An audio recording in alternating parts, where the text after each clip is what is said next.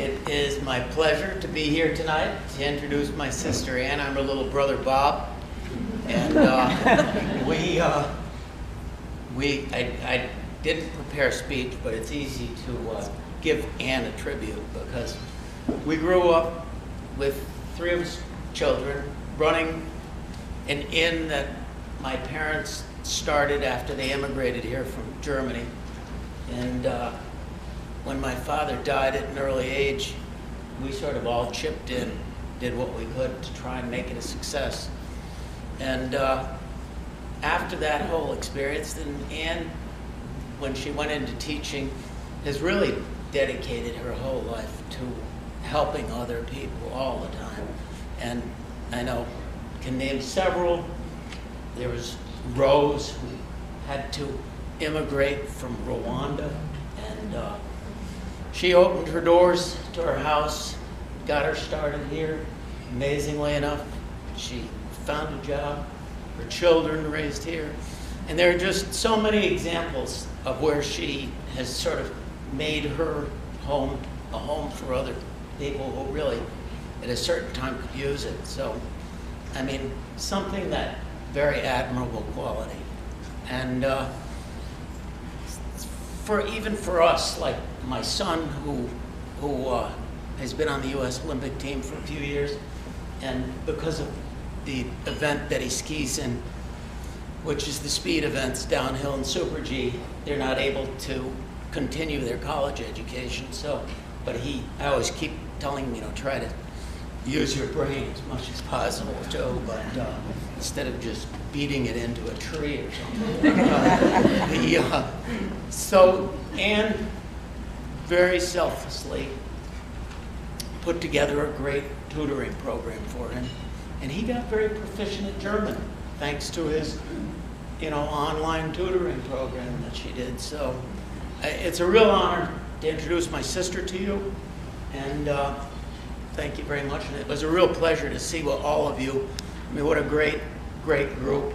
You see so many people who spend their lives just accumulating possessions, and just to see a group like this that spends their life giving is something that is a real impact. Thank you. You're welcome. It is the most beautiful place in the Adirondacks. I'm a little bit biased, but no, we were very, very lucky to grow up there.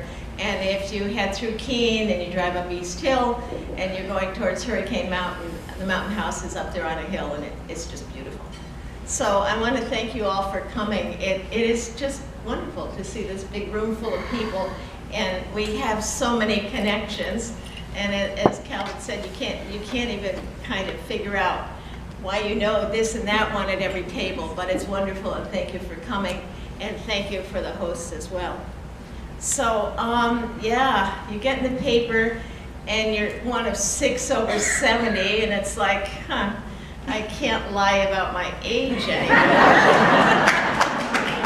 So, I guess I have to admit, and thank you, Janet, for saying that you're also in the club. So the other thing I'd like to clarify that was in the newspaper is that I have worked more than 4 years. And as a matter of fact, I worked 34 years in teaching. So you all did not have to pay my pension for the last 50 years. Robin talked about her family history, and Bob and I have so many stories about growing up at the Mountain House. And well, you could stay all night, it still wouldn't be done. But we do have a lot of old German documents, and we enjoy looking back at that, and it goes right back to my grandfather's birth certificate. May 22nd, 1876, so 143 years ago today. So I'll say, happy birthday, Opa. And Opa is German for grandpa. Calvin talked about how it's really important to have a wonderful life partner. And yes, Jim Bailey, I have been so blessed to be married to Jim. You all know that he's a great community person, but he is absolutely wonderful. been supportive of the family, and it's just been terrific. And his sister Dorothy is with us tonight, and nephew John, and friend Ann, so what a wonderful family. Thank you.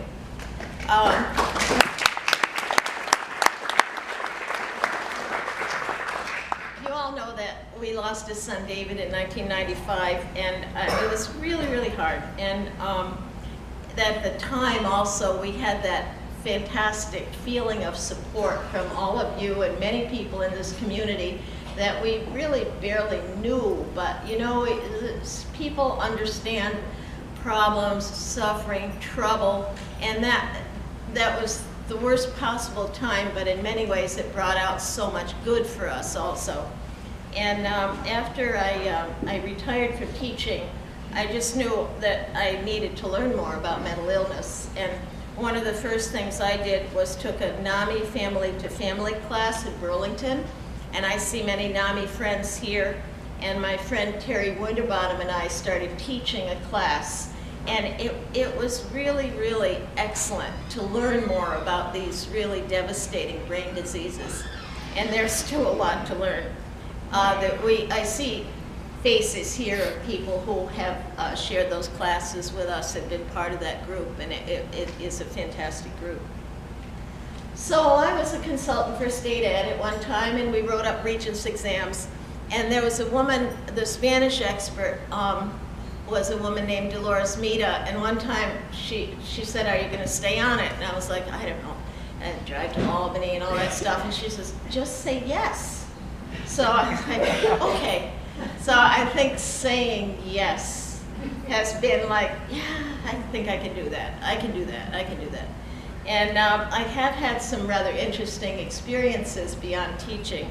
I'll just mention a couple of them. Louise is here. She's Quebecoise. I traced a family history back to 16th century Quebec for a lady, and that was fascinating. And of course, it was in French. I visited my grandfather's birthplace in East Germany. I have explained legal issues to refugees who are Francophone. Of course, I tutored Tommy, and I got to see inside Ted Liggety's house where Tommy was living, so that was fun. We were on laptops. And just this past March, I was on the floor of the Vapor Stone rail systems doing some interpreting for a visiting engineer from Leipzig, Germany. So it's interesting where these things can lead you. I'll just finish with a theme. Friendship without borders is the theme that my friend Marika and I have developed through the Gap Exchange. And I think we talk a lot about borders right now, and I think we can all realize that if we stretch a hand across that border, learn a language, learn a culture, we can really create a better world. And there are a lot of you right here doing that. So I'm very thankful for all the experiences I've had, and I'm very, very thankful to see all of you here tonight. So it's a great little city. Stan, I can't sing. Thanks so much.